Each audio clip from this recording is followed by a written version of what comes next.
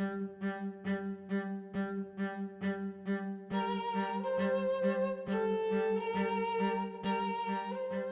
a group you know about and I know about, and they're actually an organized group. And in our work, we're interested in not only those quiet leaders. We love the quiet leaders, all of us.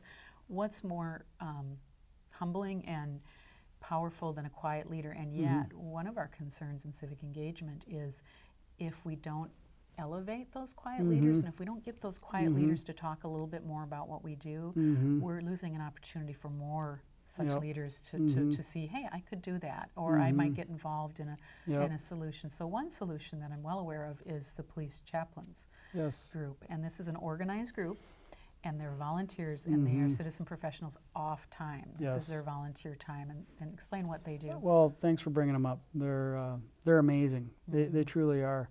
And they've volunteered hundreds of hours and years of their service, and I always think of the chaplains as kind of like the SWAT team. They don't get called out that often, but when they do, you really need them, and it's a critical situation, usually involving a death or a critical incident, and they're phenomenal. They don't get paid.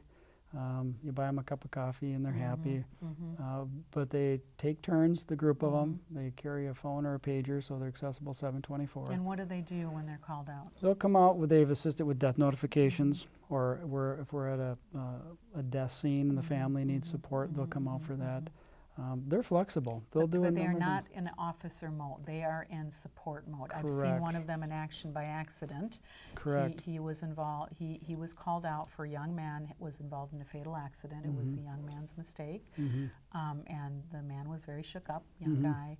And this police chaplain picked him up at the accident site, took him away from the accident site so he could at least get that break. Apparently, he was not arrested or anything. But then took him to a coffee shop, sat down with him, and waited until he could get a ride. I think there was some concern that there would be charges pressed. But was that presence, and this would be a quote-unquote bad guy, and he was very calm with this guy and very, sort of that presence. Not preaching, not telling him he did something wrong, just there.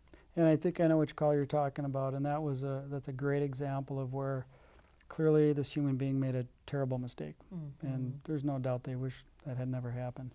But in the same breath, we need someone to support them and stay with them and be available to them.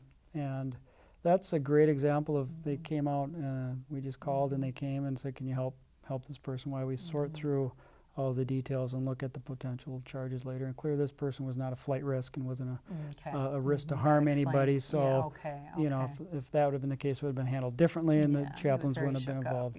But yeah, so it's a tragic event, and so they get called in, and they've seen some horrific things. I mean, they've been called in, death scenes, murder, suicides. We've had and they those. Don't just, I mean, not just, I mean, they do this incredibly important work, and you would not know what was going on except for I happened and I know that it was a police chaplain and just was alert to the dynamic. Now nobody else in that coffee shop would have had a clue what was going on other than maybe an upset kid. But this group meets regularly as well. So this is an organized group. This isn't just a bunch, I'm on a list, call me. No, they're very organized. They're part of our volunteer network if we would need them for anything, just beyond death notifications and things like that. A good example, unfortunately we've had some fires in Burnsville the past few years, and that displaces families, so we'll call them in to help work with the families, help us work with the families and make sure they have the resources they need. And so they're an advocate really for the entire community. Non-denominational, doesn't matter who you are, they'll come and help. So if we would need them in a bigger disaster, they would be available for that. So they play a larger role in the community. And again, I'll go back to the question, why? What's in it for them? There's no pay for it.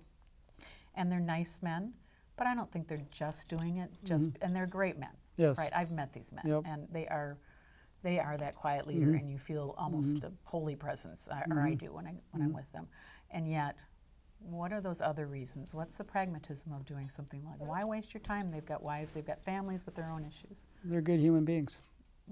But what else is in it for them? I think they understand the service above self. I think a lot of them, I know, it gives them an opportunity to be closer to cops, and gives them an opportunity maybe to closer to cops and maybe help cops or recognize, hey, you look like you could use some help. So they're intuitive. They're in touch with the organization, members of the organization. They do care about the people that are out there every day, and they build relationships with them. And I think they're phenomenal, and they'll ride with the officers. And so, but it takes a long time to build the trust of a police officer. So it's not a hit and run type of game with them. They're in it for the long haul, and that's why you see them get together consistently and develop relationships with the community. And I noticed that they're also developing relationships with the community, but with each other in a co-supportive way. Yes. Because I've been just blessed to be in one of the Yes. couple of those meetings, Yes. and they're sort of processing often in guy ways. One Yes. is a former professional football Yes, player. they have a sick You're all sense of humor. cops. They're Yep. very sick sense of humor, but they're really great guys, and they have very different political beliefs. It's Yes. fascinating and fun to watch that going Sometimes on. I've thought I would need to call backup in a few of the meetings, but they're good sports about it. And they reach out to other police departments as well, I know and they try to grow that. And they're replicating Yes. their model, which is what you're Yes. getting at. Another really important principle in civic engagement. It's wonderful to have these quiet leaders. It's wonderful to have these isolated groups, and yet when they can replicate that, they're making our whole society better. So this group, I believe, started in an adjacent community, came to Burnsville, is very solid in Burnsville, and is also trying to replicate to other, maybe Yep. already has it replicated. That's community engagement or Yes. citizen professional, really on steroids, so to speak. It is, and I've been with Burnsville, it's been 25 years. They've been here since I think I've started. There's always been one around, and it's really grown to a pretty neat group.